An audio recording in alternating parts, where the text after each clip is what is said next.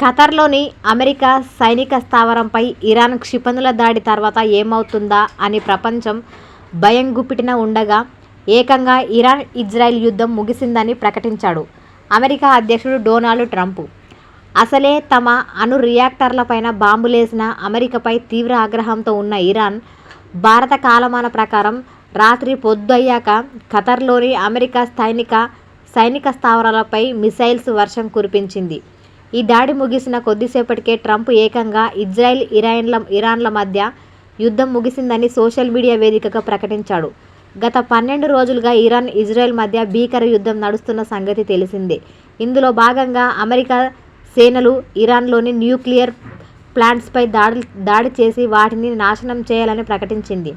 తమ దేశ సార్వభౌమత్వాన్ని America దక్కించుకుందని Iran రాత్రి పొద్దయ్యాక ఖతర్లోని అమెరికా బేస్పై క్షిపణులతో దాడి చేసింది.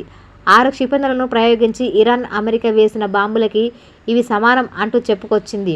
ఇరాన్ నుంచి క్షిపణులను ప్రయోగించగానే యుఏఈ, ఖతర్, బహ్రెయిన్ సహా మరికొన్ని దేశాలు తమ ఎయిర్ స్పేస్ని మూసేశాయి.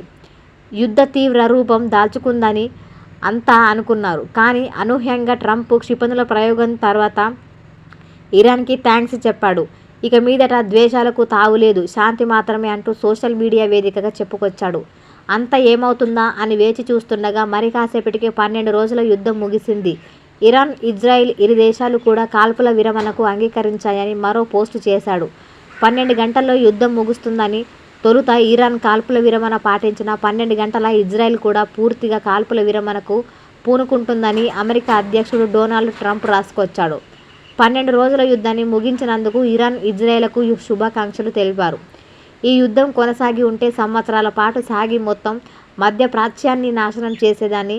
కానీ అలా జరగలేదు అన్నారు. చివరగా God bless Israel, God bless Iran, God bless middle east, God bless America and God bless the world అంటూ ముగించాడు.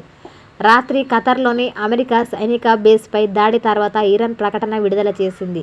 ఈ దాడులకు సంబంధించి ఇరాన్ ప్రభుత్వం నుంచి ప్రకటన